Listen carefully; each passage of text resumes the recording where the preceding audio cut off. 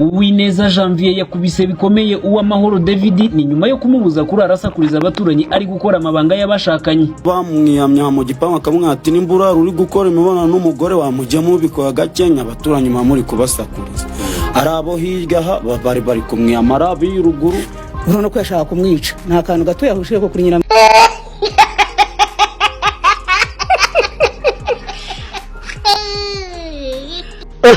Ushatse kuvuga ko umugabo w'intoryi ebyiri ahembwa kimwe n'abagore? Uranyumvirishije umugabo urgisuzuguramo abagore di niko ayo mabyurata ukeka ko yamereye ku gasozi cyangwa yamereye mu ndanyuko.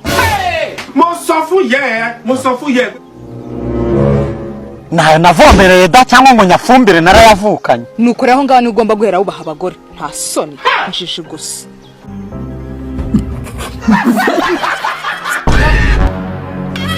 Inandaro y'ikubitwa rya w'amahoro David ngo rituruka kuko yabujije Uwineza Janvier ngo kureka kurara amusakuriza mu gihe arimo atera akabariro ngo we n'abandi baturanyi ngo uko bibabangamira cyane. Inkomoko yabyo niyo ngiyo yo kugira yuko bamwiyamya mu gipangu akamwati n'imbura uri gukora imibonano n'umugore wamujya mu bikoya gakenya abaturanyi muri kubasakuriza.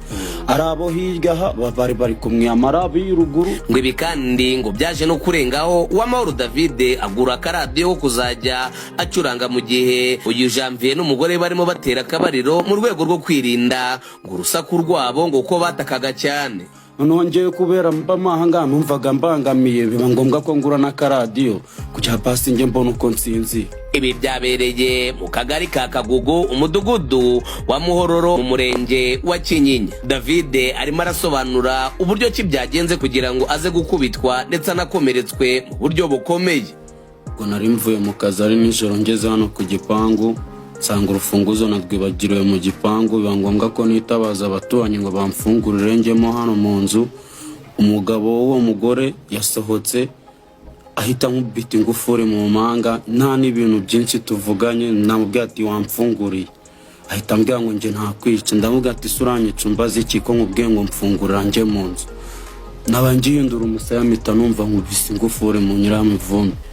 Bose taturika. Uyu musore nguretse kuba yakubiswe akagirwa intere cyamubabaje nuko nta muyobozi n'umwe ngo wigeze amugeraho ngo ndetse kandi bikarangira n'aba baturage bacicikije uyu Janvier ngo wamukomerekeje. Ze kuyinkubita yashatse kujya mu nzu abanuza uwo mugabo wahangaha yahise amwikubitishwa inshi mu bitugu asa nk'umumanura amukura mu nzu ahita amanuka yirukanka.